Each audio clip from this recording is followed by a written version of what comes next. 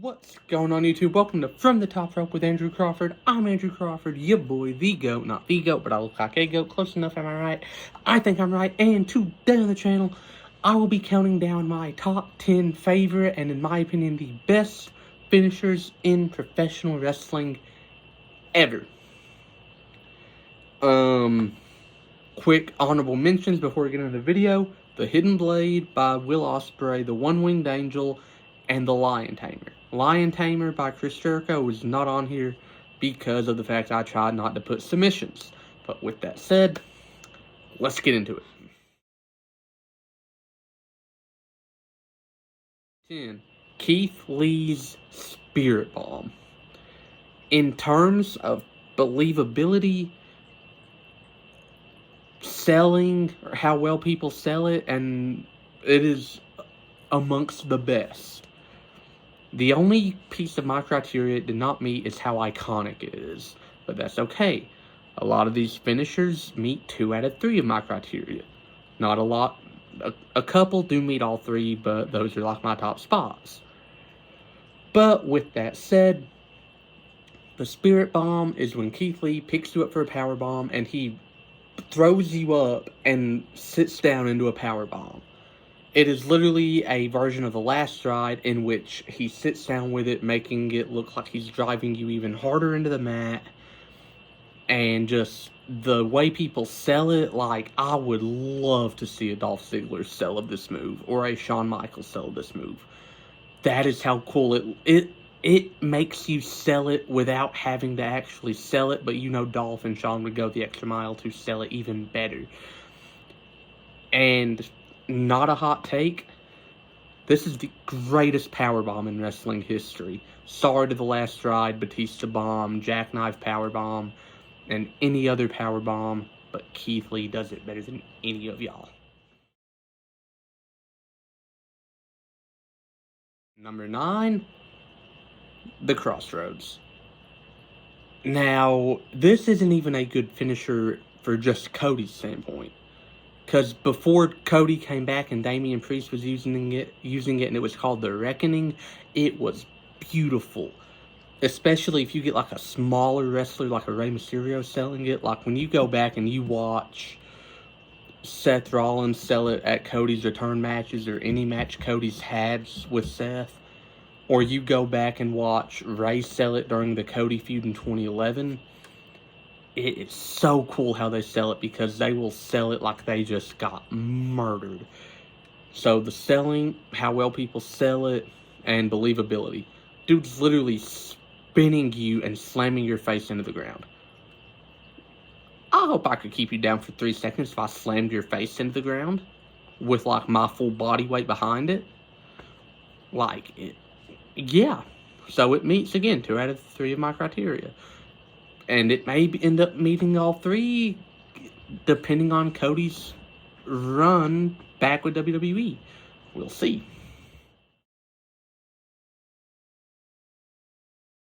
8, Sweet Chin Music.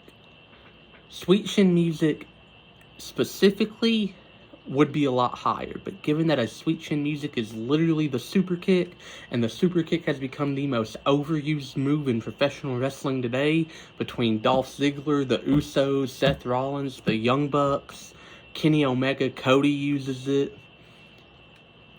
It's not what it was when Shawn was using it.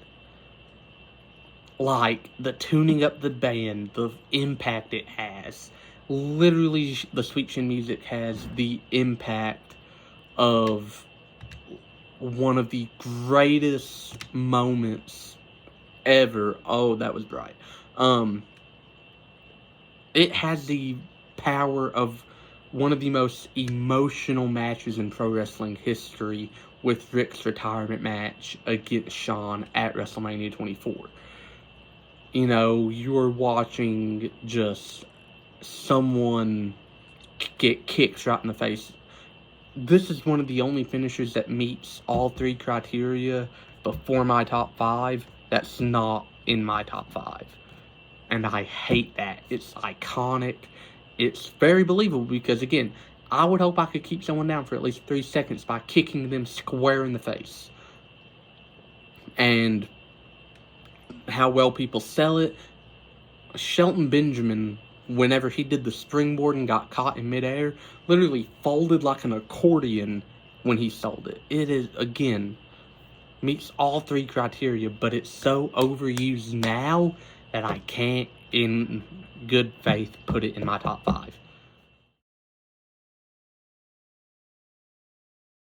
Number 6, the Stone Cold Stunner. The only thing it doesn't meet is believability. Sorry. Like, literally, I'm doing more damage to my lower body than I am your face when I hit a stunner. No. Now, I will say, iconic, beyond.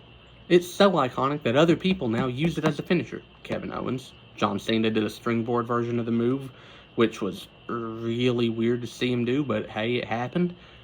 And but nothing's ever gonna beat Stone Cold. And again, the way people sell it, I have 4 words: Dwayne "The Rock" Johnson. Sells it like no one's business with the backflip into the ropes, acting like he's having a Caesar after he gets hit with it. It is awesome how The Rock sells it. Like, there is not a better, more violent, selling of that move than The Rock. And again, stunner, it's iconic. The way people sell it's great, but it don't have the believability factor. So, next move. Number 6, the Muscle Buster. For those of you unfamiliar, Samoa Joe stacks your head on his collarbone, folds your knees down and holds you and slams you into the ground. Now, in terms of believability, this move is not only believable, but it is in the upper echelon of moves that something goes wrong, and Samoa Joe's better have some nice words to say at your funeral. Like your head slips and then the full weight of a 300-pound Samoan man is landing on your skull. Or you just slip and you get dropped on the top of your head. Something like that happens, uh-oh. But it's got the believability, it's got the way people sell it, because sometimes people sell it literally just staying completely still like they actually just died. It doesn't have the iconicness of other finishers, which is why it doesn't get mentioned in my top 5. And I am sorry. 5, Randy Orton is showing up on this list twice, but first we're going to start with his lesser known finisher, the punt kick, when he backs into the corner, waits for his opponent to get on all fours, runs at you, kicks you right in the side of your miserable head. When Randy did that, it was always over. It is so protected that sometimes people were written out of action for months after receiving it. Batista coming to mind when that's the case.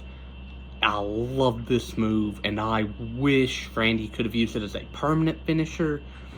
But, again, this has the believability, why people sold it, check. It doesn't have the iconicness of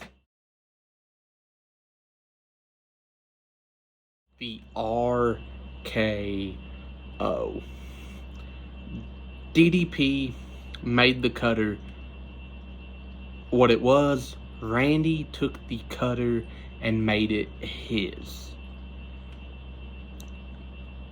An RKO is a cutter where he locks your head in, drops down and slams your face into the ground while he lands on his back. No wonder Randy's back's been hurt so much, by the way.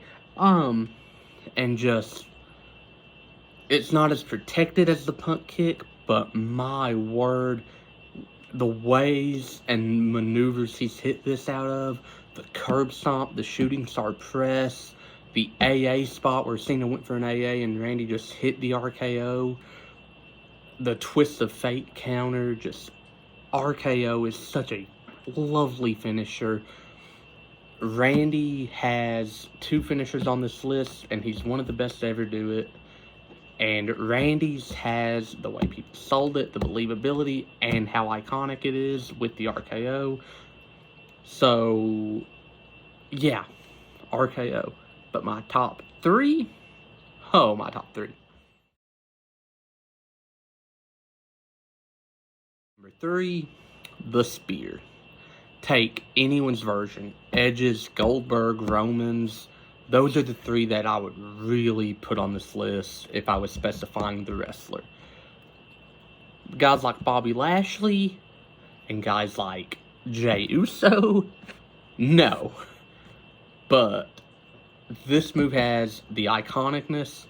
People, like, literally, it's just a basic football tackle, but it's so beautiful to watch. Especially if you're watching WrestleMania 17 and Jeff Hardy's hanging about 19 feet above the ring and Edge hits a spear and kills himself and Jeff Hardy. But, you know, you have Edge's spear, Goldberg's spear to Jericho through the pod at SummerSlam 03 in the Elimination Chamber. Roman's spears look so brutal. You know, when Roman hit The Rock with it, Rock sold it like Rock just died. You know, it's got the iconicness, the believability, how well people sell it. Again, it's 3 for 3 on my criteria.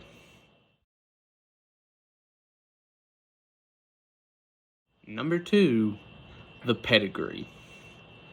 A move that is so synonymous with one person that when another wrestler does it, you're like, it's cool, but not as good as Triple H's. That is how good, when Cody does it, cool, not Triple H. When Rollins did it, cool, not Triple H. But when Triple H does it, there's something about it that is so much more aggressive and believable that you're like, yeah, that's that good stuff. You know, watching a Pedigree get hit is one of the biggest feelings of the match is over. Like, even when I knew the match wasn't over, I'm like, oh, it's over. Triple H won.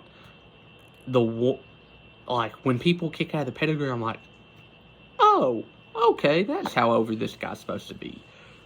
Like, at the end of an era Hell in a Cell match, when Taker kicked out of the Pedigree after Shawn hit Sweet Chin Music, I was like, oh. Because I really thought Triple H was actually going to win that. But again, Pedigree, number 2.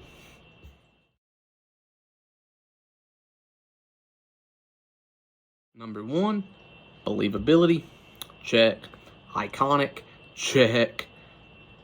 How well people sell it, check.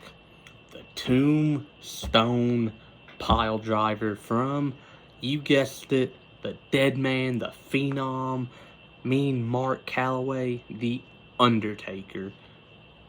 In the history of professional wrestling, there has not been a move that genuinely scares me because one slip up and Undertaker's in jail for murder.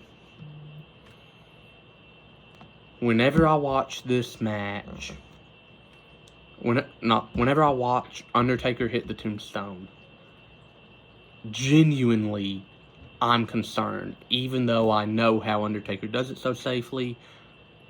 But the believability, it's there. How well people sold it, literally, it's so protected. I cannot name 5 times I've seen a wrestler actually kick out of it. Shawn at Mania 25, Triple H at Mania 28, Shawn at Mania 26, Edge at Mania 24, Taker's done it with Punk did it once. So I named 5. But other than, like, it's a match ender. The second Taker hits it, wraps, done, over, what's on next, boss? Most of the time, that's how the story goes. That's the video. Did you like it? Did you love it? Did you hate it? Tell me about it in the comments below. Yes, I know I uploaded back-to-back days. Not a very rare occurrence on my channel, but it happened. Stay tuned because next upload I do will be best match for every active championship. And then after that will be a very rare non-wrestling video where I review a retro Disney movie, Let It Shine. With that said, I'm Andrew Crawford. Don't forget to like, share, and subscribe. And unlike John Cena, I can see you, and I will see you very soon.